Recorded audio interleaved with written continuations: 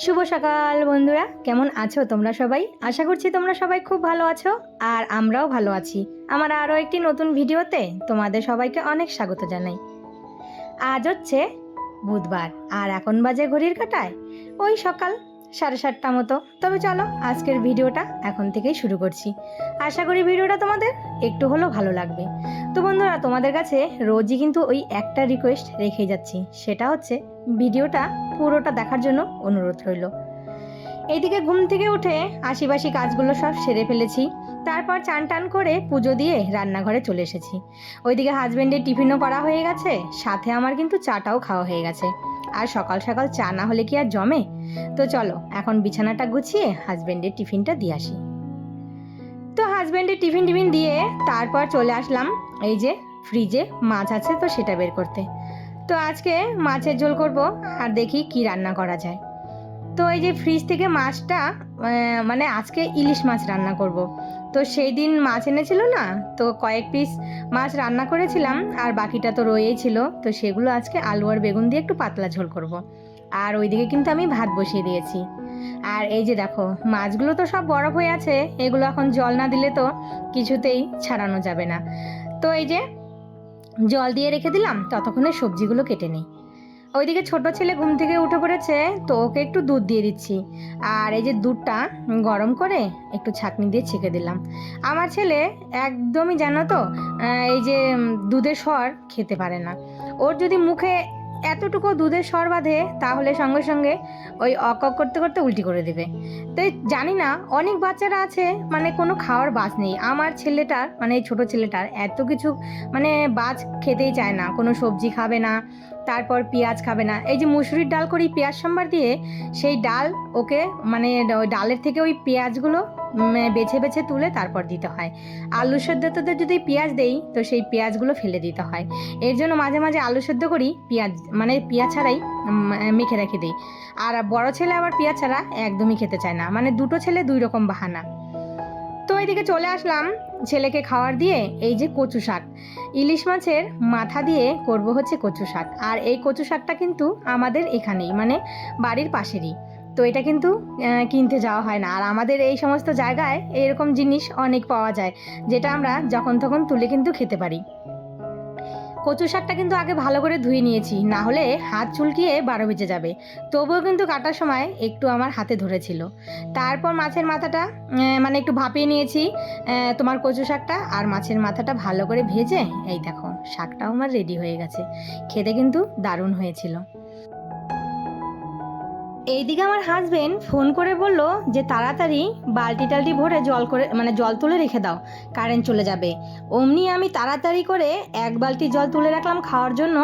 আর এইদিকে সমস্ত বোতল টতলগুলো আছে এগুলো ভরে বাথরুমে দুটো বালতি ভরে রেখে এসেছি। কেন বলো তো? এই যে এখন গরমের দিন হলে না কারেন্টের খুব সমস্যা হয়। আর এই যে পূজা এসে গেছে, এখন এই যে গাছ টাছগুলো কাটবে আর এই যে একটু পর পর কারেন্ট বন্ধ করে দিবে। আর জল না থাকলে এত যে সমস্যা সেটার আর বলবো কি। বাড়িতে একটা চাপা কলও নেই যে সেটা দিয়ে কাজ করব। আগে জানো তো এই যে মোটরের সঙ্গে সঙ্গেও একটা চাপা কল ছিল। এই চাপা কলটা নষ্ট হয়ে যাওয়ার পর থেকে আর এখন এত অসুবিধা হয়েছে, যদি কারেন্ট না থাকে তাহলে একদম খাওয়া দাওয়া বন্ধ হয়ে যাবে, মানে লোকের বাড়ি থেকে জল টেনে খেতে হবে। তো এদিকে রান্না টান্না সেরে এক বালতি জল রান্নাঘরেও তুলে রাখলাম, এটা হচ্ছে বাসন মাজার জন্য।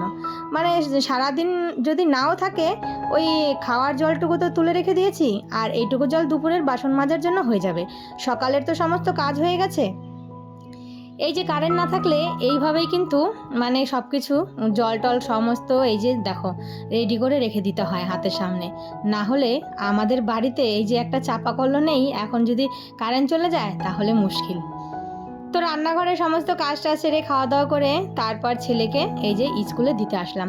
আর এত পরিমাণে রোদ, মানে কয়েকদিন থেকে যে এত গরম পড়ছে সেটা আর বলার কিছু নেই। মানে এই ভাদ্র মাসের যে এত গরম, মানে কবে যে যাবে এই গরমটা শুধু সেটাই কিন্তু বলে যাচ্ছি ঠাকুরকে। আর এই পুজো না যাওয়া অবধি তো গরম কিছুতেই যাবে না। তো চলো ছেলেকে স্কুলে আগে পৌঁছে দিয়ে আসি।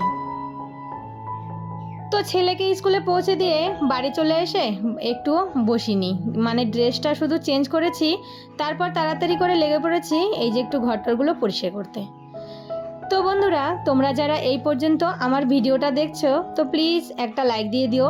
আর আমার এই ভিডিওর কোনো অংশ যদি তোমাদের ভালো লেগে থাকে তাহলে অবশ্যই একটা ছোট্ট কমেন্ট করে জানিও।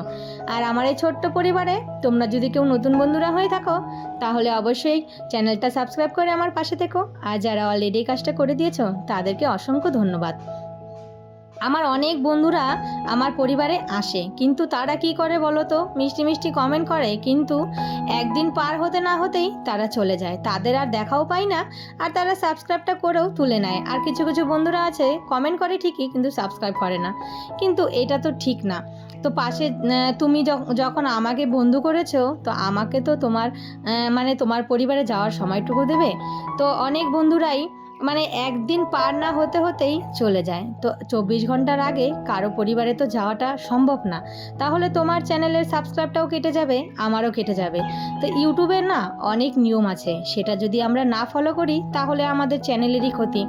এটা হয়তো অনেকে জানে না, আবার অনেকে হয়তো জেনে বুঝেও এই জিনিসটা করে থাকে, কিন্তু এটাতে তো দুজনেরই ক্ষতি হচ্ছে। তো যারা ভালোবেসে মানে ভিডিওটা দেখো, চ্যানেলটা সাবস্ক্রাইব করো, তারা কিন্তু অবশ্যই চ্যানেলে থেকে যাও। আর যারা মানে ভাবো যে না আমি গেলাম, আমি যাওয়ার সঙ্গে সঙ্গে হয়তো সে আমার পরিবারে চলে আসবে, একদিন দেখে আবার সেই সাবস্ক্রাইবটা তুলে নিয়ে আবার কিন্তু তোমরা চলে যাও, কিন্তু এটা করা একদমই ঠিক হচ্ছে না। তো এদিকে না এই যে ঘরটরগুলো পরিষ্কার করে তারপর এই যে গাছের গোড়ায় একটু জল দিয়ে দিলাম, তারপর চলে আসলাম এই যে ঘরটরগুলো একটু ঝাড় দিতে।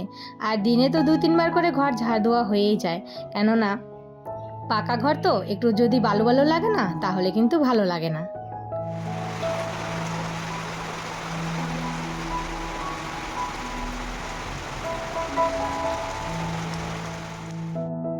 সারাদিন পরে অবশেষে একটু নিস্তার পাওয়া গেল। মানে এই যে এখন বাজে বিকেল 5টা মতো, আর মুষলধারে এসেছে বৃষ্টি।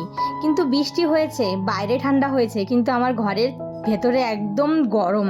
মানে ছাদের ঘর তো, আর ছাদটা যতক্ষণ না ঠান্ডা হয় ততক্ষণ কিন্তু ঘরটাও ঠান্ডা হয় না। তো সন্ধে টন্ধে দিয়ে চলে এসেছি ঘরে, ছেলের বায়না হয়েছে একটু চাউমিন খাবে। এইদিকে আমাকে চাউমিন বানাতে বলে সে আবার চলে গেছে দোকানে। আমি বলেছিলাম যে বানিয়ে দেবো না, ও ভেবেছে সত্যি করে হয়তো বানিয়ে দেবে না। তো দোকানে গিয়ে তার বাবাকে বলেছে আমাকে চাউমিন কিনে দাও। অমনি দেখি আমিও চাউমিনটা সেদ্ধ করেছি আর ও দোকান থেকে চাউমিন এনেছে।